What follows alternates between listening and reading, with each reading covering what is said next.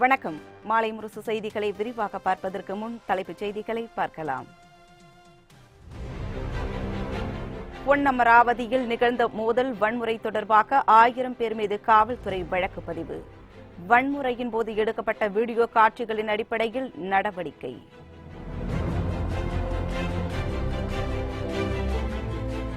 சென்னை வள்ளுவர் கோட்டம் அருகே தொழிற்சாலையில் பயங்கர தீ விபத்து.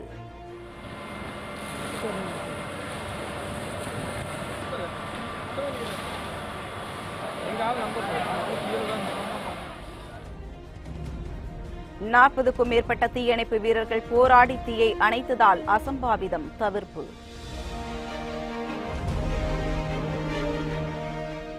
உத்தரப்பிரதேசம் கான்பூரில் பூர்வா விரைவு ரயிலின் 12 பெட்டிகள் தடம் புரண்டு விபத்து.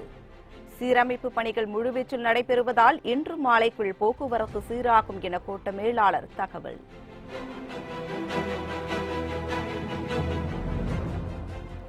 நரேந்திர மோடியை விட சிறந்த பிரதமர் தனது தந்தை என கர்நாடக முதலமைச்சர் குமாரசாமி பேட்டி. தேவகவுடா ஆட்சியில் நாடு அமைதி பூங்காவாக திகழ்ந்ததாகவும் பெருமிதம். ஜெட் ஏர்வேஸ் பணியாளர்கள் 500க்கும் மேற்பட்டோரை பணியில் சேர்த்துக் கொண்டது ஸ்பைஸ் ஜெட். பயணிகளின் வசதிக்காக பல்வேறு வழித்தடங்களில் கூடுதல் விமானங்களை இயக்கவும் ஏற்பாடு.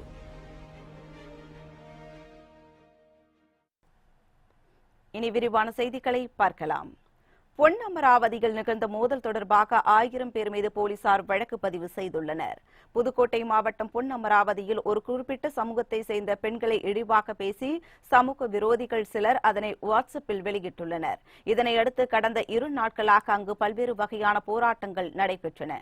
மரங்களை வெட்டியும் கடைகளை உடைத்தும் அரசு வாகனங்களை தீயிட்டு கொளுத்தியும் வன்முறையில் சிலர் ஈடுபட்டனர். தகவல் அறிந்து சம்பவ இடத்திற்கு வந்த காவல்துறையினர் மீது தாக்குதல் நடத்தப்பட்டதால் காயமடைந்தவர்கள் மருத்துவமனையில் சிகிச்சை பெற்று வருகின்றனர். நிலைமை கட்டுக்கடங்காமல் போகவே 800க்கும் மேற்பட்ட காவலர்கள் அப்பகுதியில் பாதுகாப்பு பணியில் ஈடுபட்டுள்ளனர். இச்சம்பவம் குறித்து செய்தியாளர்களுக்கு பேட்டியளித்த மாவட்ட ஆட்சியர் உமா மகேஸ்வரி 3 நாட்களுக்கு 47 கிராமங்களில் 144 தடை உத்தரவு பிறப்பிக்கப்பட்டுள்ளதாகவும் தெரிவித்தார்.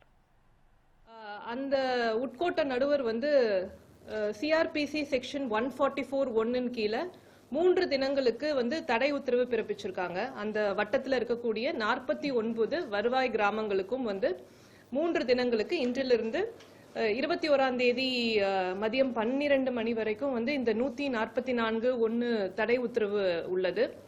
ஸோ பொதுமக்கள் கொஞ்சம் பப்ளிக் டிரான்ஸ்போர்ட்டேஷன் தடை செய்யப்பட்டுள்ளதுன்னு சொல்லிட்டு எனக்கு கொஞ்சம் ரெப்ரசென்ட் பண்ணாங்க இன்னைக்கு ஈவினிங். நானும் அங்கே போய் பார்த்துட்டு வந்த சிச்சுவேஷன் இப்போ நார்மல்சியாக தான் இருக்க சிச்சுவேஷனு. இந்த நிலையில் பொன்னமராவதி மோதல் தொடர்பாக 1000 பேர் மீது போலீசார் வழக்கு பதிவு செய்துள்ளனர். பொது சொத்துக்களுக்கு சேதம் விளைவித்ததாக வீடியோ ஆதாரத்தின் அடிப்படையில் போராட்டக்காரர்கள் மீது போலீசார் வழக்கு பதிவு செய்துள்ளனர். முன்னெச்சரிக்கை நடவடிக்கையாக புதுக்கோட்டை மாவட்டத்தின் பல்வேறு இடங்களில் பேருந்துகள் நிறுத்தப்பட்டுள்ளன.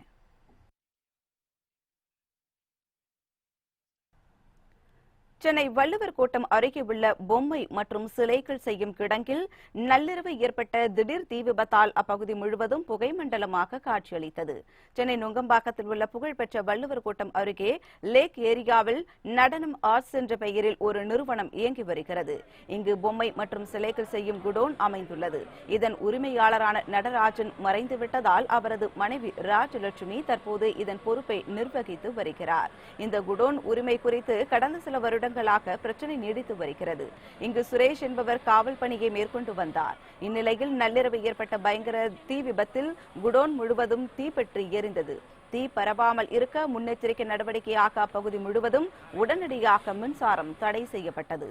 தகவல் அறிந்து சம்பவ இடத்திற்கு 5 தீயணைப்பு வாகனங்களில் வந்த 40க்கும் மேற்பட்ட தீயணைப்பு வீரர்கள் 4 மணி நேரம் போராடி தீயை கட்டுக்குள் கொண்டு வந்தனர். இது பண்ணி எனக்கு ரொம்ப மென்டல் டார்ச்சர் கொடுக்குறாங்க. இந்த இடத்த எப்படியாவது என்கிட்ட இருந்து வாங்கணும் அப்படின்னு வாங்கணும். இவங்க அவரோட அசிஸ்டன்ட் வேலை பார்த்துட்டு இருந்த அசிஸ்டன்ட். இவங்களோட மோல்ஸ்ல என்னன்னா தனியாக ரூம்ல வச்சு எப்பவும் பூட்டி வச்சிருவாங்க. வெளியில கொடுக்க மாட்டாங்க. அந்த அசிஸ்டன்ட் கிட்ட கொடுக்க மாட்டாங்க.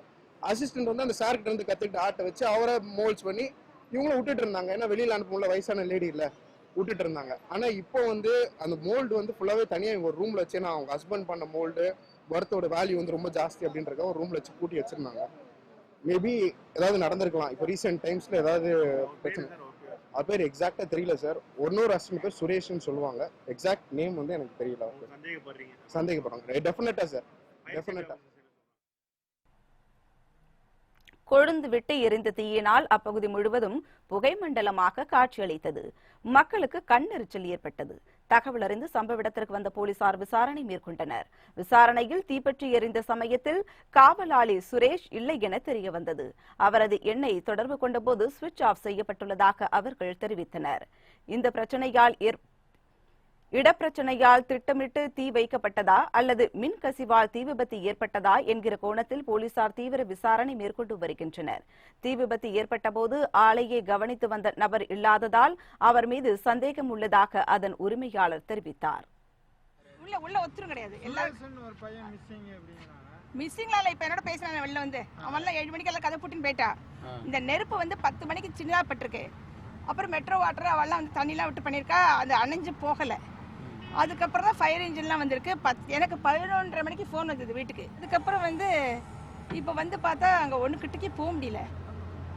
என்ன ஆயிருக்கு என்ன நாளைக்கு தான் தெரியும் பொசிஷன். எங்கள் ஹஸ்பண்ட் பெயிண்டிங்ஸ்லாம் அவரோட மோல்டுக்கெலாம் வேல்யூவே கிடையாது. ஏன்னா அது வந்து அவரோட பிரெயின், அவர் ஸ்கெட்சு கிச்சு எல்லாம் அவர் பிரெயினை வச்சு பண்ணினது. அதெல்லாம் என்ன பொசிஷன் என்னன்னு இப்போ எனக்கு தெரியலை. உத்தரப்பிரதேச மாநிலம் கான்பூர் மாவட்டத்தில் பூர்வா விரைவு ரயிலின் 12 பெட்டிகள் தடம் புரண்ட விபத்தில் 3 பேர் காயமடைந்தனர். மேற்கு வங்க மாநிலம் ஹவுராவில் இருந்து டெல்லிக்கு பூர்வா விரைவு ரயில் சென்று கொண்டிருந்தது. இந்த ரயில் உத்தரப்பிரதேசத்தின் கான்பூர் அருகே ரூமா என்ற இடத்தில் சென்று கொண்டிருந்த போது ரயிலின் 12 பெட்டிகள் திடீரென தண்டவாளத்தை விட்டு கீழிறங்கின. இவற்றில் 4 பெட்டிகள் கவிழ்ந்தன. இதனால் நள்ளிரவில் ஆழ்ந்த உறக்கத்தில் இருந்த பயணிகள் அலறினர். தகவல் அறிந்து அங்கு விரைந்து வந்த ரயில்வே துறையினரும் தேசிய பேரிடர் மீட்பு படையினரும் மீட்பு பணிகளில் ஈடுபட்டுள்ளனர். இந்த விபத்தில் காயமடைந்த 3 பயணிகள் மருத்துவமனையில் சிகிச்சைக்காக அனுமதிக்கப்பட்டனர். தடம் புரண்ட ரயிலில் இருந்து வெளியேற்றப்பட்ட 900 பயணிகள் மற்றொரு ரயிலில் ஏற்றி வைக்கப்பட்டனர். மீட்பு பணிகள் மும்முரமாக நடைபெற்று வரும் நிலையில் இன்று மாலைக்குள் அந்த தடத்தில் மீண்டும் போக்குவரத்து தொடங்கும் என கோட்ட மேலாளர் தெரிவித்துள்ளார்.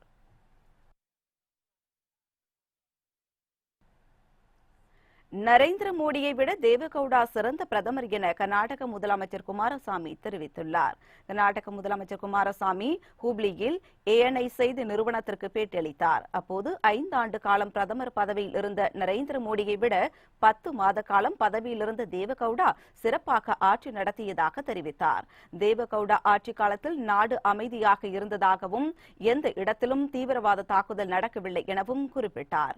தேவகவுடா ஆட்சியில் பாகிஸ்தானுடன் மோதல் ஏற்படவில்லை என்பதையும் குறிப்பிட்டார். பாலக்கோட்டில் விமானப்படை தாக்குதல் நடத்தியதை அரசியல் ஆதாயத்திற்காக மோடி பயன்படுத்துவதாகவும் குமாரசாமி குற்றம் சாட்டினார்.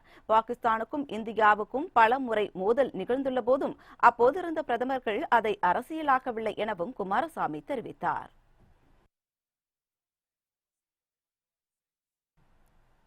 மதசார்பற்ற ஜனதா தள தலைவர் தேவகவுடா மீண்டும் பிரதமராகும் கனவில் மிதப்பதாக எடியூரப்பா தெரிவித்துள்ளார். கர்நாடக முன்னாள் முதலமைச்சர் எடியூரப்பா சிவமோகாவில் ANI செய்தி நிறுவனத்திற்கு பேட்டியளித்தார். அப்போது மதசார்பற்ற ஜனதா தள கட்சி 7 மக்களவை தொகுதிகளில் மட்டுமே போட்டியிடுவதாகவும் அதே நேரத்தில் மீண்டும் பிரதமராகலாம் என்கிற கனவில் தேவகவுடா மிதப்பதாகவும் தெரிவித்தார். பிரதமராகாவிட்டாலும் பிரதமரின் ஆலோசகராகவது ஆகிவிட முடியும் என்ற துடிப்பில் தேவகவுடா உள்ளதாகவும் எடியூரப்பா குறிப்பிட்டார். கர்நாடகத்தில் 22 மக்களவை தொகுதிகளுக்கு மேல் பாஜக கைப்பற்றும் எனவும் எடியூரப்பா நம்பிக்கை தெரிவித்தார்.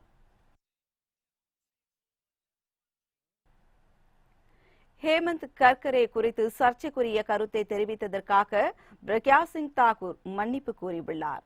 மாலேகான் குண்டுவெடிப்பில் குற்றம் சாட்டப்பட்ட பிரக்யா சிங் தாக்கூர் மத்திய பிரதேசம் போபால் மக்களவை தொகுதியில் பாஜக வேட்பாளராக போட்டியிடுகிறார்.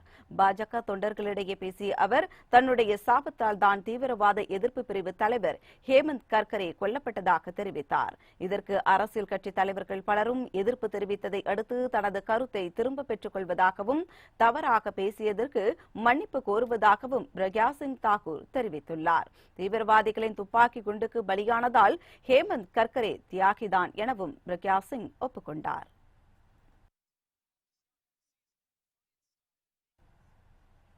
ஜெட் ஏர்வேஸ் நிறுவனத்தில் பணியாற்றிய 100 விமானிகள் உட்பட 500க்கும் மேற்பட்ட ஊழியர்கள் ஸ்பைஸ் ஜெட் நிறுவனம் பணியில் சேர்த்துக் கொண்டதாக தெரிவித்துள்ளது. கடன் சுமையிலும் நிதி நெருக்கடியிலும் சிக்கிய ஜெட் ஏர்வேஸ் நிறுவனம் தனது விமான போக்குவரத்தை நிறுத்திக் கொண்டுள்ளது. இந்நிலையில் ஊதியம் பெற முடியாமல் பணியின்றி தவிக்கும் ஜெட் ஏர்வேஸ் நிறுவன விமானிகள் 100 பேர் உட்பட 500க்கும் மேற்பட்ட பணியாளர்களை ஸ்பைஸ் ஜெட் நிறுவனம் பணிக்கு சேர்த்துக் கொண்டது. ஜெட் ஏர்வேஸ் நிறுவனத்தின் முடக்கத்தால் பாதிக்கப்பட்டுள்ள போக்குவரத்தை ஈடுகட்டும் வகையில் கூடுதல் விமானங்களையும் ஸ்பைஸ் ஜெட் இயக்கி வருகிறது. பயணிகளின் இன்னலை குறைக்க தேவையான அனைத்து நடவடிக்கைகளையும் எடுத்து வருவதாக ஸ்பைஸ் ஜெட் நிறுவனம் தெரிவித்துள்ளது.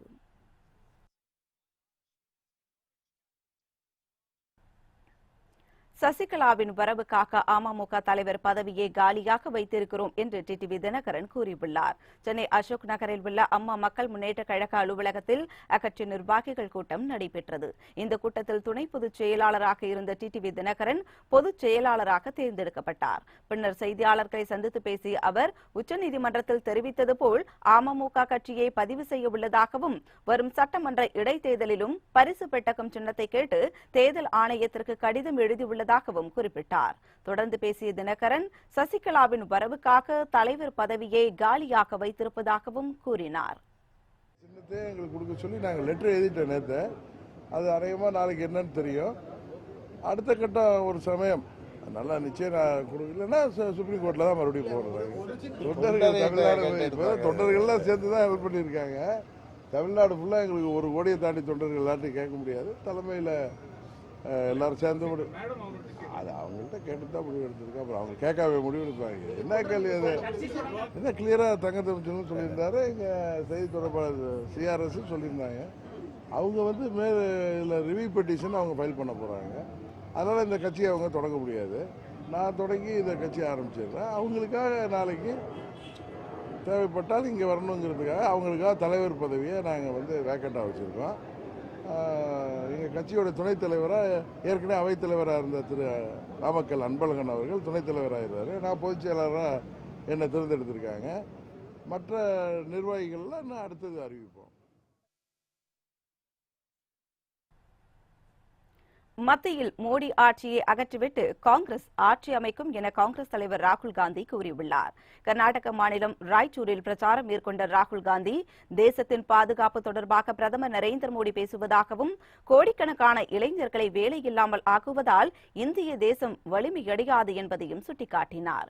மத்தியில் மோடி ஆட்சியை நீக்க வேண்டும் என்று மக்கள் முடிவு செய்துவிட்டதாகவும், மத்தியில் காங்கிரஸ் ஆட்சி அமையும் என்றும் குறிப்பிட்டார். மோடி பணியாற்றியது எல்லாம் கோடீஸ்வர தொழில் அதிபர்களுக்கு தான் என்றும், விவசாயிகளின் லட்சக்கணக்கான ஏக்கர் நிலத்தை தொழிலதிபர்களுக்கு மோடி கொடுத்தார் என்றும் ராகுல் காந்தி குற்றம் சாட்டினார். தமிழகத்தின் பல்வேறு பகுதிகளில் மழை பெய்து வருவதால் வெப்பம் தணிந்து குளுமை நிலவி வருகிறது. தமிழகம் முழுவதும் 100 டிகிரியையும் தாண்டி வெயில் வாட்டி வந்த நிலையில் கடந்த சில தினங்களாக தமிழகத்தின் பல்வேறு பகுதிகளில் மழை பெய்து வருகிறது. அதன்படி திருப்பூர் மாவட்டம் அவிநாசி, சேயூர், காசி கவுண்டன்புதூர், ஆட்டையம்பாளையம் உள்ளிட்ட சுற்றுவட்டார பகுதிகளில் நேற்று மாலை திடீரென கனமழை பெய்தது. அவிநாசி லிங்கேஸ்வரர் கோவிலில் நடைபெற்ற தெப்போற்சவத்தை கண்டுகளிக்க ஏராளமான பக்தர்கள் குளக்கரையில் காத்திருந்தனர். இந்நிலையில் திடீரென பெய்த கனமழையால் வெப்பம் தணிந்ததால் பக்தர்கள் மழையில் நனைந்தபடி தங்கள் மகிழ்ச்சியை வெளிப்படுத்தினர். இதேபோன்று திண்டுக்கல் மாவட்டம் வத்தலகுண்டு மற்றும் அதன் சுற்றுவட்டார பகுதிகளில் திடீரென இடி மின்னலுடன் கூடிய கனமழை பெய்தது. 2 மணி நேரம் தொடர்ந்து பெய்த மழையால் வெப்பம் தணிந்ததை அடுத்து பொதுமக்கள் மகிழ்ச்சியடைந்தனர். சாலைகளில் மழைநீர் தேங்கி நின்றதால் வாகன ஓட்டிகள் அவதிக்குள்ளார். சில பகுதிகளில் மின்சாரம் துண்டிக்கப்பட்டது.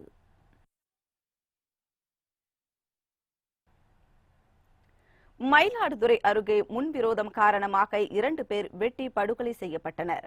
படுகாயமடைந்த 6 பேர் மருத்துவமனையில் தீவிர சிகிச்சைக்காக அனுமதிக்கப்பட்டுள்ளனர்.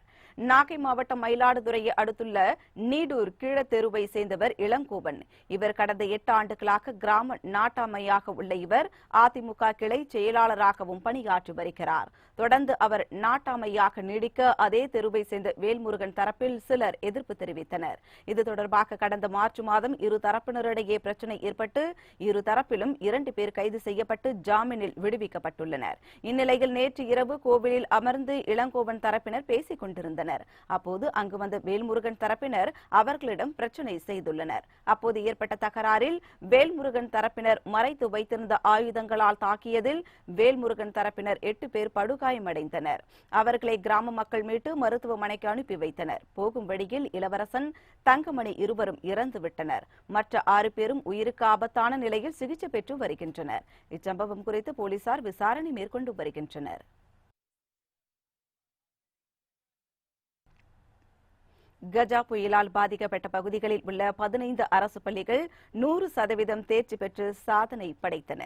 கடந்த மார்ச் மாதம் நடைபெற்ற +2 பொதுத் தேர்வில் தஞ்சாவூர் மாவட்டத்தில் உள்ள 217 பள்ளிகளை சேர்ந்த 12,661 மாணவர்கள், 16,203 மாணவியர் என மொத்தம் 28,864 மாணவ மாணவியர் தேர்வு எழுதினர்.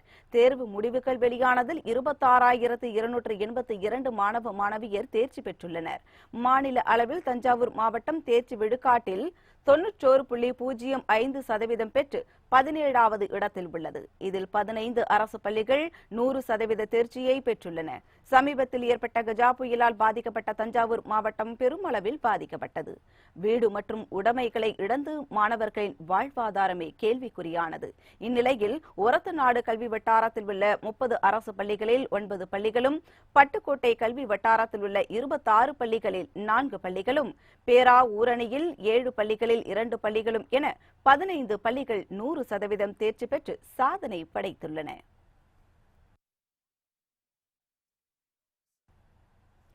+2 தேர்வு எழுதிய மாணவர்கள் இன்று முதல் தற்காலிக மதிப்பெண் பட்டியலை பெறலாம் என அரசு தேர்வுத்துறை அறிவித்துள்ளது. தமிழகத்தில் நடைபெற்ற +2 தேர்வு முடிவுகள் நேற்று வெளியிடப்பட்டது.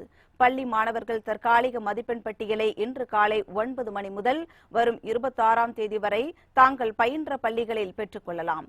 தனி தேர்வர்களும் பள்ளி மாணவர்களும் வரும் 24ஆம் தேதி காலை 9 மணி முதல் 26ஆம் தேதி வரை www.dge.tn.nic.in என்ற இணையதளத்தில் மதிப்பெண் பட்டியலை பதிவிறக்கம் செய்து கொள்ளலாம். மறுகூட்டல், மறு மதிப்பீட்டுக்காக விடைத்தாள் நகல் பெற நாளை மறுநாள் முதல் விண்ணப்பிக்கலாம் என அரசு தேர்வுத்துறை அறிவித்துள்ளது.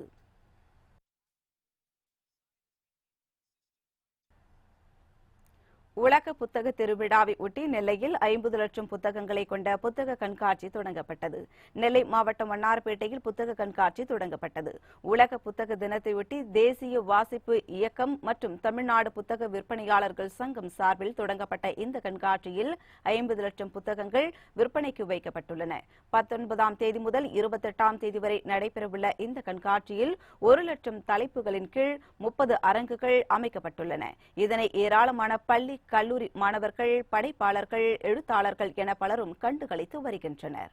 படிக்கக்கூடிய இளைஞர்கள், அறிஞர்கள் அனைவரும் பயன்படுத்தி இந்த வாய்ப்பினை படிக்கும் பழக்கத்தினை ஊக்குவிக்க வேண்டும். அதாவது வாசிப்பு அப்படிங்கிறது ஒரு சுவாசிப்புங்கிற மாதிரி இந்த வாசிக்கும் பழக்கத்தை ஒரு முன் கருவியாக எடுத்துக்கொண்டு இதனை கருத்தில் கொண்டு வரக்கூடிய இளைய தலைமுறைகளை சிறந்த அறிவாளிகளாகவும், படைப்பாளிகளாகவும், சிறந்த அறிஞர்களாகவும் இதனை பயன்படுத்தி அனைவருக்கும் உபயோகப்படுத்திடும்படி தாழ்மையாக நான் கேட்டுக்கொள்கிறேன். சித்திரை திருவிழா மற்றும் பிரம்மோற்சவ விழாவை ஒட்டி தமிழகத்தின் பல்வேறு கோவில்களில் சிறப்பு வழிபாடுகள் நடைபெற்றன. திருச்சி மாவட்டம் லால்குடி அருகே அகிலாண்டபுரம் கிராமத்தில் அமைந்துள்ள சித்தி விநாயகர் கோவிலில் பாலமுருகனுக்கு 52வது ஆண்டு சித்ரா பௌர்ணமி விழா கொண்டாடப்பட்டது. விழாவின் முக்கிய நிகழ்வான சித்ரா பௌர்ணமி விழாவில் கொள்ளிடம் தென்கரையில் இருந்து பக்தர்கள் பால் காவடி, பறவை காவடி எடுத்தும், தேர் அலகு, விமான அலகுகளை குத்தியும் கோவிலுக்கு ஊர்வலமாக வந்தனர். கோவிலில் அக்னி குண்டம் இறங்கி பக்தர்கள் தங்கள் நேர்த்திக் கடனை செலுத்தினர்.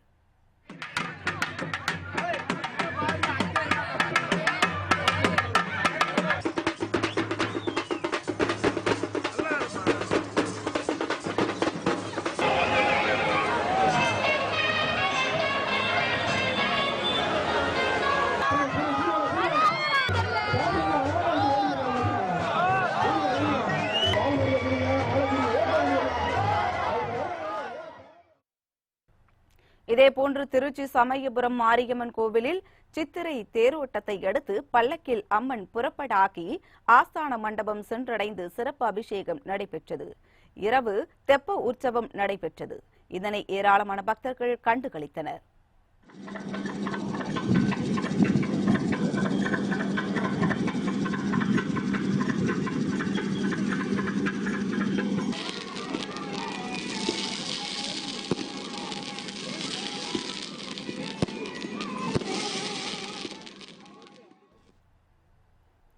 நாகை மாவட்டம் திருக்குவளை அடுத்த எட்டுக்குடி பகுதியில் அமைந்துள்ள முருகன் கோவிலில் சித்திரை திருவிழா நடைபெற்றது. சித்ரா பௌர்ணமியை ஒட்டி விரதமிருந்த பல்லாயிரக்கணக்கான பக்தர்கள் பால் காவடி, பன்னீர் காவடி, வேப்பிலை காவடி, புஷ்ப காவடி, ரத காவடிகளை எடுத்து ஊர்வலமாக வந்து தங்கள் நேர்த்திக் கடனை செலுத்தினர். பின்னர் அந்த பாலை கொண்டு முருகனுக்கு பாலாபிஷேகம் செய்யப்பட்டது.